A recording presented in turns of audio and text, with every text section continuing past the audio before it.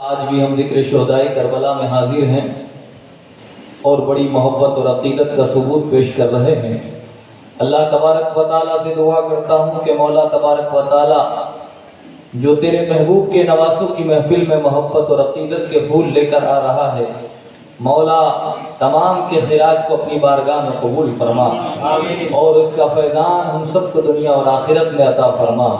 ایک مرتبہ بولیے یا رسول اللہ، اور بولیے یا رسول اللہ، بولیے یا علی یا علی یا حسین یا حسین۔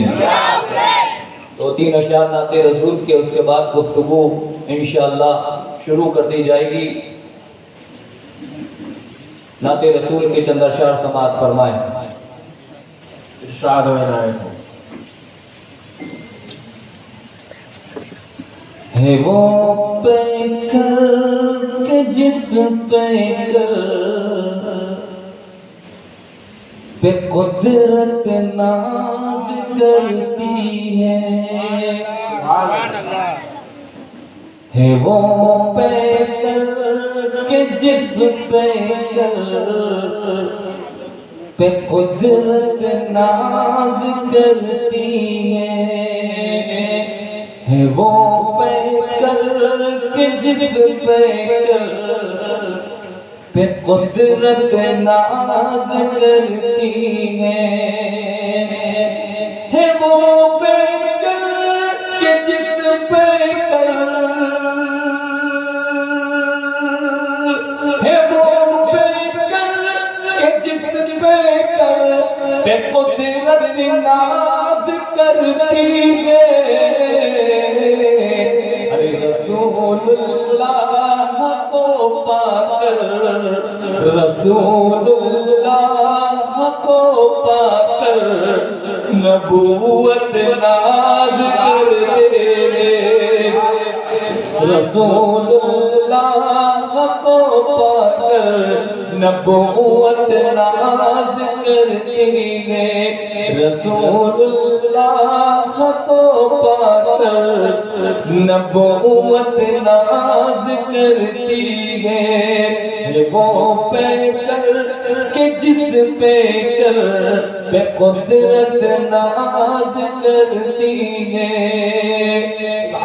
یہ شعر بھی سماعت فرمائیں۔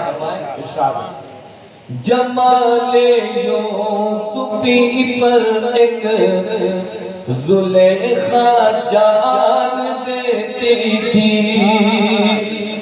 جمال یوسفی پر ایک زلیخا جان دیتی تھی، جمال یوسفی پر ایک زلیخا جان دیتی تھی، جمال یوسفی پر ایک جمال یوسفی پر ایک زلیخا جان دیتی تھی، محمد مصطفیٰ پر، محمد مصطفیٰ پر ساری امت ناز کرتی ہے، محمد مصطفیٰ پر ساری امت ناز کرتی ہے، محمد مصطفیٰ پر ساری امت ناز کرتی ہے وہ پیکر کہ جس پیکر پہ قدرت ناز کرتی ہے۔ اللہ کو پا کر نبوت۔ آخری شعر سماعت فرمائیں۔ جن کے متعلق یہ شعر محفل سجی ہے انہی کے متعلق یہ شعر ہے۔ شہیدان شہیداں ہو نرالی شان والے ہو، شہیدان شہیداں ہو نرالی شان والے ہو، شہیدان شہیداں ہو میرا شان والے ہو حسین ابن علی تم پر حسین ابن علی تم پر شہادت ناز کرتی ہے حسین ابن علی تم پر شہادت ناز کرتی ہے حسین ابن علی تم پر شہادت ناز کرتی ہے وہ پیکر کہ جس پیکر پہ قدرت ناز کرتی ہے رسول اللہ کو پا کر نبوت رسول اللہ کو پا کر نبوت ناز کرتی ہے اور درود پاک پڑھیں اللہم صلی علی سیدنا محمد وبارک وسلم صلو علیہ صلاۃ و سلام علیک یا رسول اللہ یا نبی اللہ یا حبیب اللہ صلی اللہ تعالی علیہ وآلہ وسلم حضرات وقت اتنا نہیں ندیم اتنے ہیں کہ کچھ امام حسین کے اور فضائل بیان کیے جا سکے دیکھیے حسین پاک رضی اللہ تعالیٰ عنہ کا جو مرتبہ ہے اس مقام و مرتبے کو تو کوئی پہنچ نہیں سکتا نہ کوئی اس کا اندازہ لگا سکتا ہے کہ حسین کا رتبہ کیا ہے آپ جانتے ہیں اور علماء سے ہر سال سنتے رہتے ہوں گے کہ حسین پاک رضی اللہ تعالیٰ عنہ کے متعلق مصطفیٰ جان رحمت نے فرمایا حسین منی وانا من حسین واحب اللہ من احب حسین حسین مجھ سے ہیں اور میں حسین سے ہوں سبحان اللہ حسین مجھ سے ہیں میں حسین سے ہوں اور اللہ اس سے محبت کرتا ہے جو حسین سے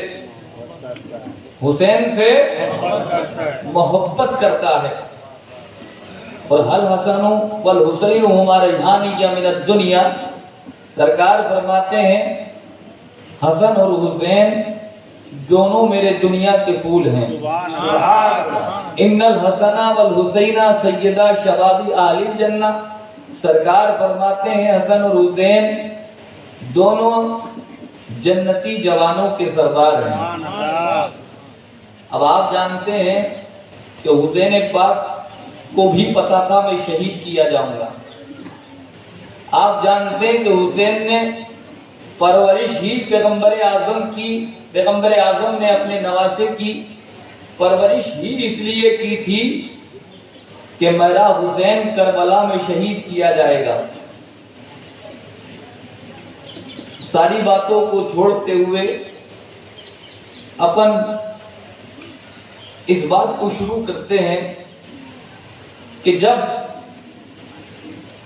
امام حسین کے امتحان کا وقت قریب آیا امیر معاویہ رضی اللہ تعالی عنہ کا وصال ہوا تو یزید پلید نے شخصی حکومت قائم کر لی تخت پر بیٹھتے ہی اس نے مدینہ کے گورنر کو ایک حکم نامہ جاری کیا کہ آپ امام حسین سے کہیں یا تو بیعت کر لیں یا لڑنے کے لیے تیار ہو جائیں یا تو بیعت کر لیں یا لڑنے کے لیے تیار ہو جائیں اب وہ حسین جس کو مصطفیٰ نے پالا ہو وہ یزید پلید کی بیعت کب کر سکتے تھے اب اس کی ایک چالاکی تھی جیسے کوئی آپ کی دھمتری میں کوئی مشہور و معروف شخصیت ہو اللہ اکبر اگر وہ آپ کو ماننے لگے یا آپ اس کو تابع کر لیں آپ اس کو اپنے انڈر میں لے لیں تو دنیا جتنے بھی دمتری کے لوگ ہیں، کوئی مشہور و معروف شخصیت ہے، جب وہ آپ کے تابع میں آ جائے گا، جب آپ کے انڈر میں آ جائے گا، تو جب وہ مشہور شخصیت آپ کے انڈر میں آئے گی تو اس کے پیچھے پیچھے چلنے والے ایٹومیٹک آپ کے پاس آ جائیں گے۔ اس لیے اس یزید پلید کی ایک چالاکی تھی کہ امام حسین کو صرف مدینہ ہی نہیں مانتا، دنیا مانتی ہے۔ سبحان اللہ۔ تو کیوں نہ امام سے ہی بیعت لے لی جائے؟ میں ان سے کہوں تو میری بیعت کر، تو میری بیعت کر، تو میری بیعت کر، تو مین آدمی کو پکڑو نا یار۔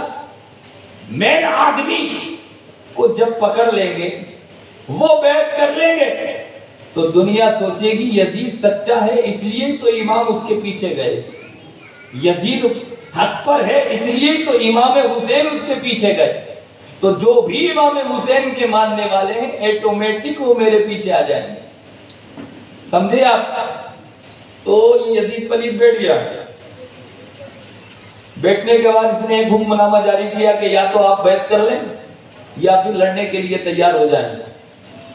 جیسے ہی امام حسین نے اس بات کو سنا تو حضرات محترم آپ نے اپنی فیملی کو جمع کیا، خاندان والوں کو جمع کیا، اور جمع کرنے کے بعد ایک ہی بات کہی کہ یزید یا تو بیعت چاہتا ہے یا پھر لڑنا چاہتا ہے۔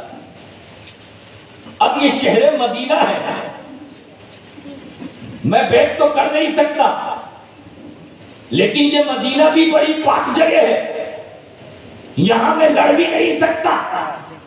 شہر رسول میں لڑنا یہ بھی ادب کے خلاف ہے، یہاں خون خرابہ کرنا یہ بھی ادب کے خلاف ہے، یہ غلط ہو جائے گا۔ میں کسی بھی حال میں یزید کی بیعت نہیں کر سکتا۔ ایک کام کرتے مدینہ ہی چھوڑ دیتے ہیں، ایک کام کرتے مدینہ ہی چھوڑ دیتے ہیں۔ اب آپ جانتے ہیں ماشاءاللہ جو لوگ حج پر گئے انہیں پتا ہے مدینے کی کیا مقام ہے، جو عمرے پر گئے انہیں پتا ہے مدینے کا کیا مقام ہے۔ حضرات محترم اللہ ہم سب کو حج اور عمرے کی سعادت عطا فرمائے، جو جا چکے ہیں انہیں دوبارہ حج اور عمرے کی سعادت عطا فرمائے، جو نہیں گئے ہیں مولا تعالیٰ انہیں غائبانہ مدد فرما دے ان کی، تاکہ امام حسین کے صدقے میں وہ بھی روضہ رسول پر پہنچ جائے۔ دیکھیے جو حاجی حج کرنے کے لیے جاتا ہے مکے میں رہتا ہے، مکے بھی مقدس جگہ ہے، مدینہ بھی مقدس جگہ ہے، لیکن اللہ اکبر مکے میں ہو سکتا ہے کہ آپ کے آنسو نہ نکلے، لیکن مدینے سے جب آپ ریٹرن ہوتے ہیں، مدینے سے جب لوٹتے ہیں تو آپ کی آنکھوں سے آنسو ٹپکتے ہیں۔ ارے آپ کتنے مہینے رہے مدینہ کے؟ 8 مہینہ رہے، 10 مہینے رہے، 15 مہینے رہے، 1 سال رہے مدینے؟ کوئی کہے گا 8 دن رہے، کوئی کہے گا 10 دن رہے، کوئی کہے گا 15 دن رہے۔ ارے 15 دن رہنے کے بعد یہ کیفیت ہو گئی کہ مدینے کی یاد آ رہی ہے، مدینے کی یاد ستا رہی ہے، روضہ رسول کو چھوڑنے کے لیے دل نہیں چاہ رہا ہے۔ ابھی تو مدینے میں ہے تو صبح کو بھی نماز مسجد نبوی میں ہو رہی ہے ہماری، شام کو بھی نماز مسجد نبوی میں ہو رہی ہے۔ جب دل چاہتا ہے روضہ رسول پر جا کے فاتحہ پڑھ لیتے ہیں، جب دل چاہتا ہے جنت البقیع میں چلے جاتے ہیں۔ 8 دن کے بعد جب آپ وہاں سے لوٹتے ہیں تو آپ کی آنکھوں سے آنسو ٹپکتے ہیں۔ اس حسین نے جب مدینہ چھوڑنے کا ارادہ کیا تو اس حسین کے دل کی کیفیت کیا ہوگی؟ جو بڑا ہی مدینے میں ہوا ہو، جو پلا ہی مدینے میں ہو، جس کا سب کچھ مدینے میں ہو، اس کو کہہ دیا جائے اور وہ دل میں سوچ لے کہ یہ مصطفیٰ کا شہر ہے، یہاں خون خرابہ نہیں ہو سکتا، ادب کے خلاف ہے، چاہے مدینہ چھوڑنا پڑے، فاطمہ کا روزہ چھوڑنا پڑے، لیکن اس شہر میں میں نہیں رہ سکتا، تو وہ کس کیفیت کے ساتھ مدینے سے جدا ہو رہا ہوگا؟ مدینہ کوئی عام چیز ہے؟ مدینہ وہ ہے جو فرشتوں کی جگہ ہے، سبحان۔ مدینہ وہ ہے جو خاک شفا ہے، مدینہ وہ ہے جہاں جنت البقیع ہے، سبحان اللہ۔ مدینہ وہ ہے جہاں ابو بکر کا مزار، مدینہ وہ ہے جہاں عمر کا مزار، مدینہ وہ ہے جہاں عثمان کا مزار، مدینہ وہ ہے جہاں پہ ہزاروں صحابہ کرام کی قبر پاک موجود، سبحان اللہ۔ مدینہ وہ ہے اللہ اکبر کبیرہ، اس کی جتنی تعریف و توصیف بیان کی جائے کم ہی کم ہے۔ مدینہ وہ ہے کہ 70,000 فرشتے صبح کو آتے ہیں، 70,000 فرشتے شام کو آتے ہیں، اللہ اکبر چلے جاتے ہیں، سرکار پر درود و سلام پڑھ کے نکل جاتے ہیں، اور یہ سلسلہ ایک دن نہیں بلکہ قیامت تک چلے گا۔ سبحان اللہ۔ اور ہماری خوش نصیبی جو مدینہ گئے، آپ دوبارہ بھی مدینہ جا سکتے ہیں، تیبارہ بھی مدینہ جا سکتے ہیں، اللہ اکبر 10 بار بھی مدینہ جا سکتے ہیں، لیکن فرشتوں اور ہمارے اندر فرق دیکھیے۔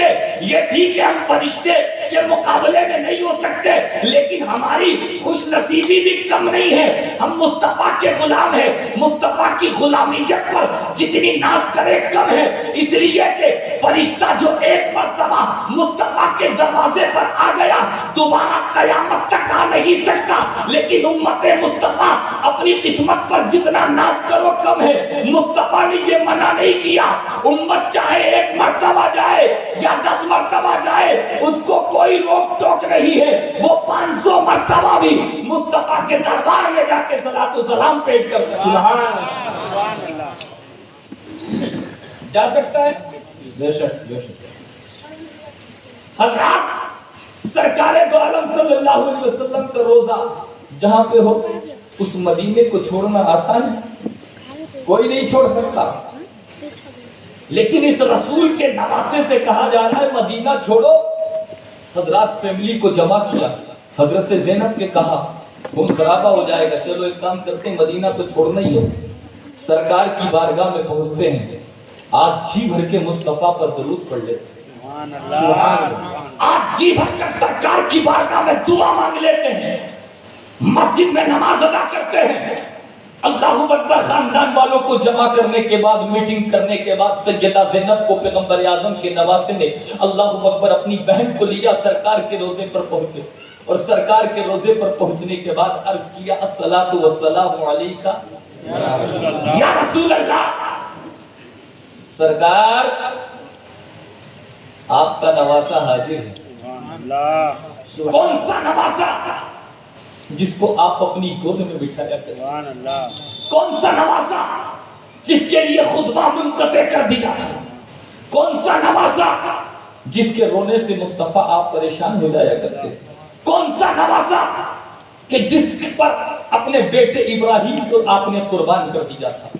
اللہ اکبر، کون سا نواسا کہ جب دل چاہتا تھا مسجد میں آتے تھے ہم اور آپ پیار فرماتے تھے، عقیدت آپ کی ہمارے ساتھ رہی، پیار آپ کا ہمیں ملا، وہ نواسا جس کو مصطفیٰ نے اپنی زبان کو جھکا دیا، سبحان وہ نواسا جس کو مصطفیٰ نے اپنا لوہا میں دہن ڈالا ہو، وہ نواسا جس کے کان میں اذان مصطفیٰ نے پڑھی ہو، جس کا عقیقہ مصطفیٰ نے کیا ہو، وہ نواسا سارے کام تربیت آغوش مصطفیٰ میں، آغوش فاطمہ میں، وہ نواسا عرض کرتا ہے یا رسول اللہ آپ کے مزار پر حاضر ہوں، یا رسول اللہ جا رہا ہوں، جانے کا غم نہیں ہے، موت کا غم نہیں ہے، غم اس بات کا ہے کہ مدینہ جھوک رہا ہے، سرکار کی بارگاہ جھوک رہی ہے، اور سرکار یا رسول اللہ آپ کے مزار سے جانے کا اور کوئی ریزن نہیں ہے۔ یزید پلید تخت نشین ہو چکا ہے، یزید پلید کی میں کیسے بیعت کر لوں؟ آپ نے عرض کی یا رسول اللہ آپ تو سب کچھ جان رہے ہیں، یا رسول اللہ آپ تو اندر سے بھی اللہ اکبر ہمیں دیکھ رہے ہیں، یا رسول اللہ یہ یزید پلید کی بیعت میں کیسے کر سکتا ہوں؟ یزید پلید تو زانی بھی ہے، یزید پلید تو شرابی بھی ہے، یزید پلید تو تاریک نماز بھی ہے، یزید پلید تو بددیانت بھی ہے، یزید پلید تو بیت المال کو کھاتا ہے، حدود اللہ کو توڑتا ہے، قرآن و سنت کا مخالف ہے، گویا اس کے قلب سیاہ میں روح ابلیس حلول کر چکی ہے۔ آپ نے عرض کی یا رسول اللہ یہ سر کٹا تو سکتا ہے آپ کا نواسا، لیکن یزید کے آگے جھکا نہیں سکتا۔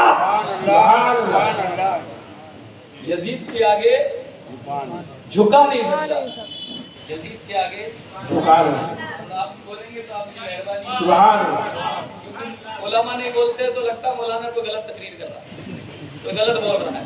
حضرات محترم علماء بڑے اچھے ہیں آپ کے، ماشاءاللہ بڑی خاموشی کے ساتھ جیسے آپ سنتے ہیں، جیسے علماء بھی سنتے ہیں، اللہ ان سب کو سلامت رکھے اور اللہ اکبر کبیرہ ان کی محنتوں کو بھی اپنی بارگاہ میں قبول اور مقبول فرمائے۔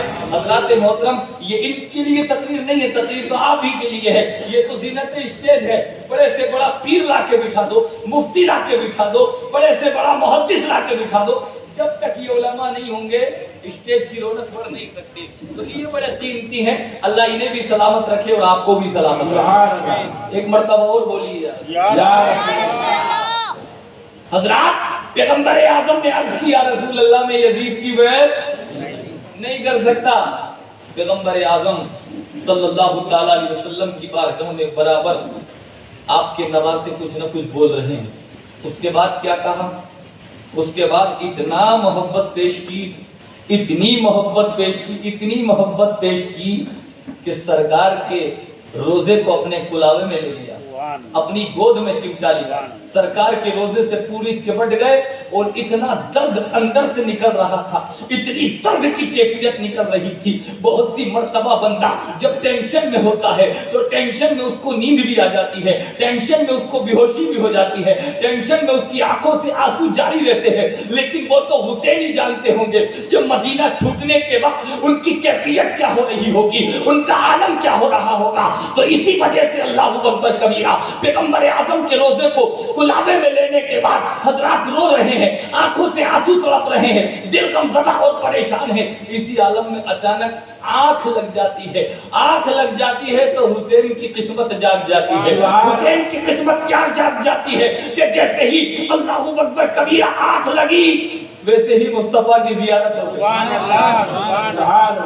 مصطفیٰ کی جب زیارت ہوئی تو مصطفیٰ نے فرمایا بیٹا غم کیوں کرتا ہے، ٹینشن کیوں لیتا ہے، کل بھی تیرا نانا تیرے ساتھ تھا، آج بھی تیرا نانا تیرے ساتھ ہے، کل بھی میری مدد تیرے ساتھ تھی، آج بھی میری مدد تیرے ساتھ ہے، جیسے کل دعا کرتا تھا تیرے لیے آج بھی دعا کروں گا تیرے لیے۔ لیکن اے میرے بیٹے، اے میرے نواسے، یہ امتحان اللہ اکبر، اس امتحان کو تو دینا ہی پڑے گا، یہ امتحان تو رب کی مشیت ہے، یہ امتحان تو رب کی مرضی ہے، یہ تو میں بھی قبر پاک سے دیکھ رہا ہوں، اور میں نے تجھے دنیا میں ہی کہہ دیا تھا کہ میں پرورش کر رہا ہوں تو کربلا کے لیے، پال رہا ہوں تو کربلا کے لیے، شفقتیں دے رہا ہوں تو کربلا کے لیے۔ فاطمہ کو بھی پتا تھا کہ میرا لال کربلا میں جائے گا، علی کو بھی پتا تھا میرا لال کربلا میں جائے گا، حسین کو بھی پتا تھا کہ میں کربلا میں جاؤں گا۔ مصطفیٰ نے فرمایا یہ کربلا تو ہونا ہی ہے بیٹا،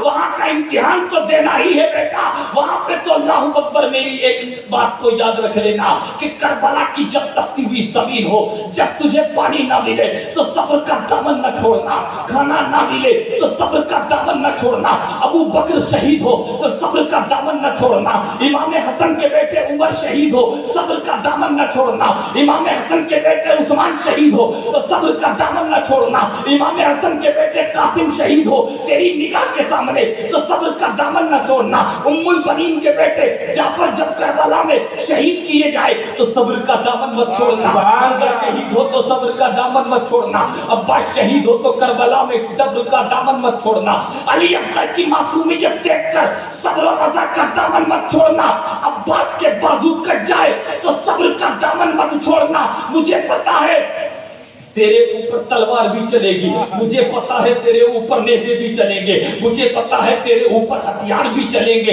لیکن اے بیٹا میں تیرے کو کہتا ہوں صبر و رضا کا دامن مت چھوڑنا، ہم سب کی دعا تیرے ساتھ ہے۔ تو حسین نے بھی نیندوں میں عرض کر دیا تھا یا رسول اللہ جو آپ وصیت فرما رہے ہیں، جو باتیں بتا رہے ہیں، اس بات پر آپ کا بیٹا عمل کر کے دکھائے گا، صبر کا دامن کبھی نہیں چھوڑوں گا، اور اللہ اکبر کبیرہ میں ایسی نماز پڑھوں گا اور ایسا صبر کروں گا، ایسا صبر کروں گا کہ صبر مجھ پر ناز کرے گا، ایسی قربانی دوں گا، ایسی قربانی دوں گا کہ دنیا کے جتنے جہاد ہیں وہ مجھ پر ناز کریں گے، ایسا قرآن پڑھ کے سناؤں گا کہ دنیا کے تمام قاری مجھ پر ناز کریں گے، ایسی نماز پڑھ کے دکھاؤں گا کہ دنیا کے تمام نمازی میری نماز پر ناز کرتے ہوئے نظر آئیں گے۔ حسین اعظم سے مصطفیٰ نے فرمایا کہ بس صبر کا دامن مت چھوڑنا، باقی میری دعا تیرے ساتھ۔ سبحان اللہ، سبحان اللہ، اللہ اکبر، یا رسول اللہ۔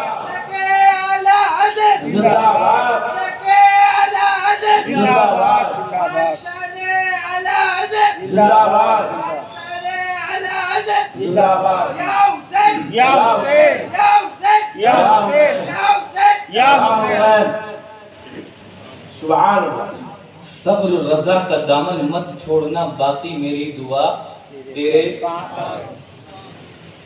तवज्जो है हजरात। उसके बाद सैयदा ज़ैनब, उसके बाद आंख खुल गई। तो जब आंख लगी थी तो आंखों से आंसू टपक रहे थे, और जब आंख खुली तो चेहरा मुस्कुरा रहा। सैयदा ज़ैनब ने कहा भाई जब आंख लगी थी तो चेहरा रो रहा था, मुस्कुरा रहे का मुस्तफा की जियारत हो गई। जो बेचैन दिल था करार पा गया, बेसुकून दिल था सुकून वाला हो गया, बेअमन दिल था अमन वाला हो गया। कहा ऐसी ऐसी बात पैगंबर आज़म ने बताई है। उसके बाद सैयदा ज़ैनब ने भी सरकार की बारगाह में सवाल सलाम पेश कर दिया, अर्ज किया नाना जान आप मेरे लिए भी दुआ कर देना कि मैं भी कभी हुसैन का साथ न छोड़ूं। सुभान अल्लाह मेरे लिए भी दुआ कर देना कभी हुसैन का साथ न छोड़ पाऊं। हजरत मोहतरम तो और बात ये भी मुस्तफा ने दुआ को कबूल फरमाया। बहन हो तो ऐसी बहन हो, ऐसी बहादुर बहन जमाने में मिल नहीं सकती, ऐसी हिम्मत और शुजात वाली बहन जमाने में मिल नहीं सकती कि कदम कदम पर अल्लाह पर कबीरा हुसैन का साथ ज़ैनब ने दिया है। हजरत सारे मामलात देखती रही, लेकिन ज़ैनब सब्र रजा का पहाड़ बनकर सामने सारे मामलात देखती रही। हिम्मत नहीं आ रही, ईमान डगमगाया नहीं, हिम्मत और शुजात से काम लिया। और ज़ैनब ने दुनिया वालों की औरतों को ये सबक दे दिया, ये लेसन दे दिया, ये पाठ दे दिया कि ए उम्मत मुस्लिमा की औरतों, ए इस्लाम की शहजादियों, तुम्हारा काम सिर्फ किचन तक नहीं है, तुम्हारा काम सिर्फ कपड़े धोना ही नहीं है, तुम्हारा काम सिर्फ अल्लाहु अकबर घर की देखभाल करना नहीं है। जब मैं एक औरत होने के बावजूद, सैयदा ज़ैनब कहती है जब मैं हुसैन की बहन हूँ, एक औरत हूँ, जब मैं औरत होने के बावजूद मैदाने करबला में इतने कमालात दिखा सकती हूँ दीन के लिए, तो तुम भी जो मेरे नाना जान का कलमा पढ़ती हो, अगर तुम्हारा काम किचन और मकान तक महदूद नहीं, लेकिन आज देखा ये जाता है आजकल की लेडीज दुनिया के लिए तो बहुत कोशिशें करती है, दीन का जज्बा खत्म है, गाड़ी चलाएगी दुनिया के लिए, कार चलाएगी दुनिया के लिए, ऑफिस में बैठेगी दुनिया के लिए, गैर महरी मर्दों से बात करेगी दुनिया के लिए। अल्लाह अकबर एटीट्यूड दुनिया के सबकी बात नहीं करता। कुछ मुसलमान शहजादियां, कुछ मुस्तफा का कलमा पढ़ने वाली फातिमा की कलीज है कि जो दुनिया के अंदर बेहिसाब तरक्कियां कर ली, दुनिया में मॉडर्न बन गई, दुनिया में कमालात अल्लाह अकबर हासिल कर रही है,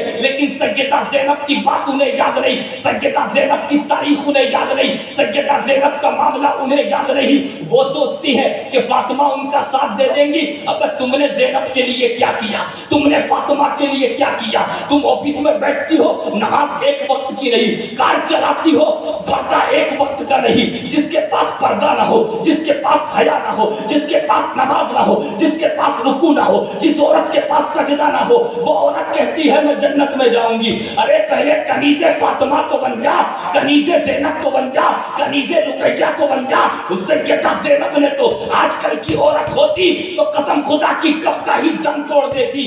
ये तो हिम्मत सैयदा ज़ैनब की थी कि सामने लाशें पड़े हुए हैं, सामने लाशें तड़प रहे हैं, लेकिन उसके बाद भी नमाज का वक्त आ जाता है तो नमाज़ें कज़ा नहीं हो रही है। पूरा खानदान हुसैन आज़म का पूरा कुंबा लुटा पड़ा है, लाशें पड़ी है, पीछी पड़ी है, लेकिन उस वक्त भी वो औरत अगर किसी को याद कर रही है तो नमाज को याद कर रही है, सजदे को याद कर रही है। और जो पीछे औरतें बैठी थी वो कहती थी ठीक है नमाज का वक्त तो आ गया, लेकिन अल्लाह अकबर पढ़े तो पढ़े कैसे? कहा पानी नहीं है तो खून तो चारों तरफ बिखरा हुआ है, खून से तयम्मुम कर लो, खून से तयम्मुम कर लो, लेकिन नमाज कज़ा मत करो।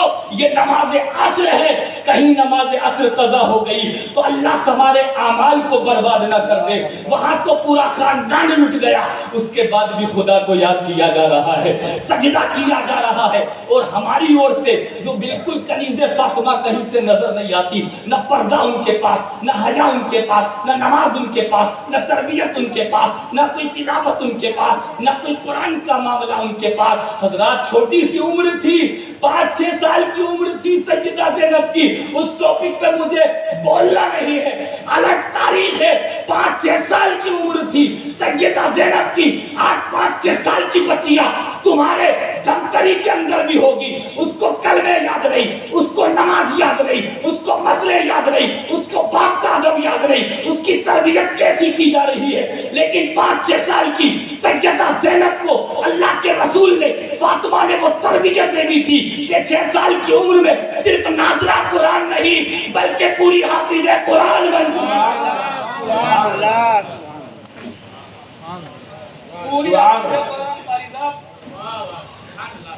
زردہ بھی کھائیے اور نبی کے عشق کا جام بھی پیجیے. حضرات اور پورے کوفہ میں سب سے پہلے اگر قرآن کی مفسرہ بنی ہے, اللہ اکبر, قرآن کی تفسیر کسی نے کی ہے عورتوں میں تو وہ سیدہ زینب نے کی. سیدہ زینب نے قرآن. آج ہماری بچیوں کو قرآن پڑھنا نہیں آتا, ڈھنگ سے قرآن پڑھنا نہیں آتا.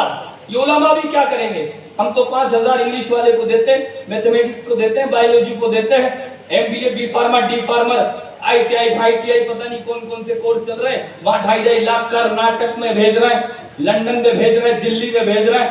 اور قرآن جہاں علماء آپ کے چاروں طرف گھومتے ہیں, قرآن کی عالمہ گھوم رہی, قرآن کی توجہ نہیں.